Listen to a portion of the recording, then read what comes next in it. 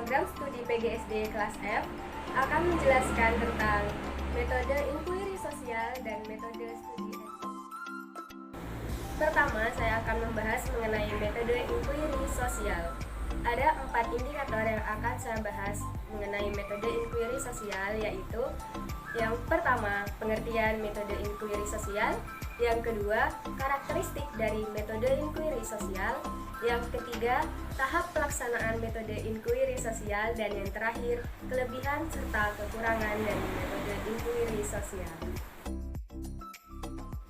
Pengertian metode inquiry sosial.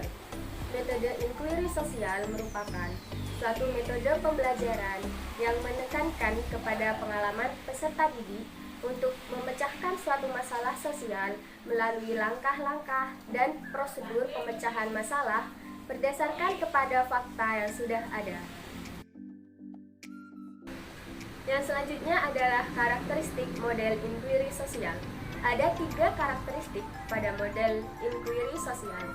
Yang pertama, adanya aspek atau masalah sosial dalam kelas yang dianggap penting dan dapat mendorong terciptanya diskusi kelas. Yang kedua, adanya rumusan hipotesis sebagai fokus untuk inquiry. Dan yang ketiga atau terakhir adalah penggunaan fakta sebagai penguji hipotesis. Indikator yang ketiga mengenai tahap pembelajaran inquiry sosial. Tahap yang pertama adalah tahap orientasi. Pada tahap ini merupakan tahapan dalam pengkondisian suasana pembelajaran yang responsif. Tahap yang kedua adalah tahap merumuskan masalah. Tahap ini merupakan langkah membawa siswa pada suatu persoalan atau masalah. Tahap selanjutnya adalah tahap merumuskan hipotesis. Pada tahap ini merupakan tahap menentukan jawaban sementara dari suatu permasalahan yang sedang dikaji. Tahap yang keempat adalah tahap mengumpulkan data. Tahap ini merupakan aktivitas menjaring informasi yang dibutuhkan untuk menguji hipotesis yang diajukan. Tahap yang kelima adalah tahap menguji hipotesis.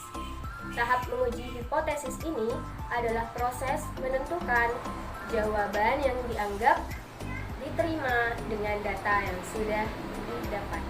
Dan tahap yang terakhir adalah tahap merumuskan kesimpulan. Pada tahap ini merupakan proses mendeskripsikan temuan yang diperoleh berdasarkan hasil pengujian hipotesis.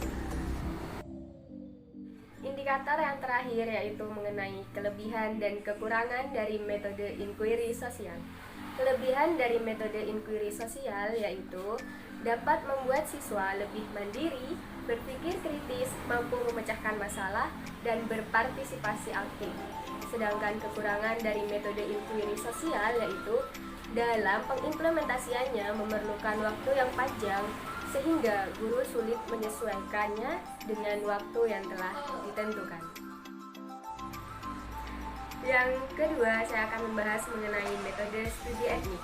Ada 3 indikator yang akan saya bahas mengenai metode studi etnik, yaitu pengertian metode studi etnik, tahap pelaksanaan metode studi etnik, dan yang terakhir adalah kelebihan serta kekurangan dari metode studi etnik.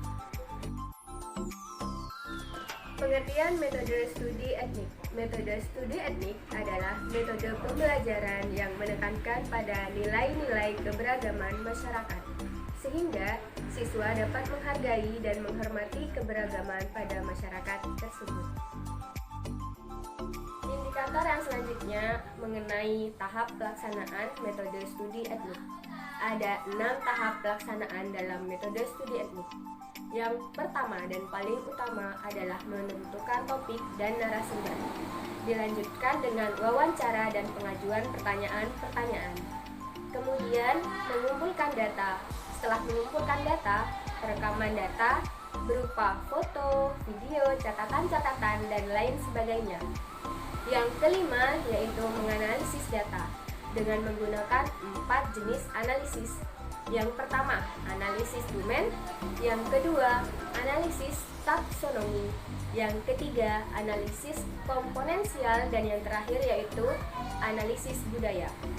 Dan tahap yang paling terakhir yaitu penulisan laporan hasil studi etnik. Bentuk laporannya yaitu adalah objektif. Setelah membahas mengenai pengertian dan tahap pelaksanaan dari metode studi etnik, sekarang saya akan menjelaskan mengenai kelebihan serta kekurangan dari metode studi etnik.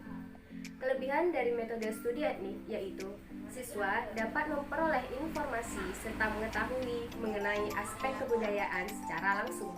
Sedangkan kekurangan dari metode studi etnik yaitu guru dan siswa sulit mendapatkan akses kepercayaan di dalam suatu masyarakat.